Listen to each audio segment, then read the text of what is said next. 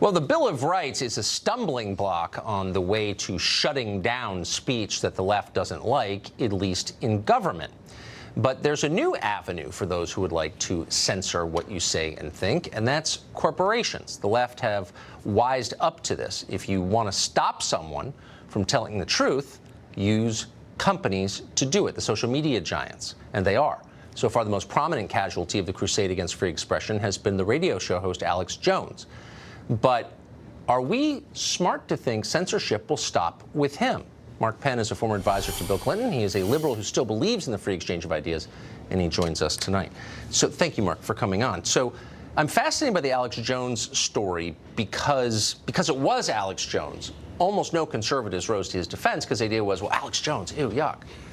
But it's not really about Alex Jones, is it? It's about the idea that companies can make it impossible for your voice to be heard. Is that a precedent we should be comfortable with? Well, I really think you have to be worried about big tech becoming Big Brother. Yes. Because these used to be neutral platforms that said, we're open to free expression, that's our core value. And now they've said, well, not so much, with particularly Facebook hiring 10,000 new censors on top of another 10,000 and having roving censoring bots looking for content. Look, I never read Alex Jones, but here's somebody with millions of followers, publicly accountable for his speech, operating within Supreme Court standards, yanked from the media. That's a surprise to me. That says that these platforms are no longer as open as they presented themselves to be. And it's not just him. There are many like him who've been yanked, lesser known, but still. So this has political implications. You ran and managed campaigns for so long. This must have occurred. A lot of our political debate takes place on social media platforms. So if they clamp down on one side of the debate, why wouldn't that influence an election's outcome? Well, obviously it could have a big influence on elections, increasingly because where people turn for their news is that they look at the news feeds that are run by the major social media companies. And so they're more powerful than any TV station, more powerful than Fox. Yes, they are. Because of the amount of time that people spend, and it's a funnel. So if you're not at the top, you don't get seen. And so in the past, they had some neutral ways of doing this, but now they've increasingly applied still more mysterious algorithms plus individual censors.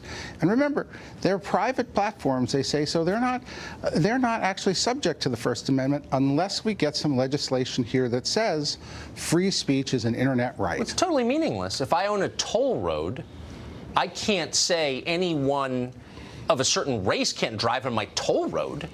And so they're not actually fully private companies. We have a public interest, I would say, in keeping them free and open.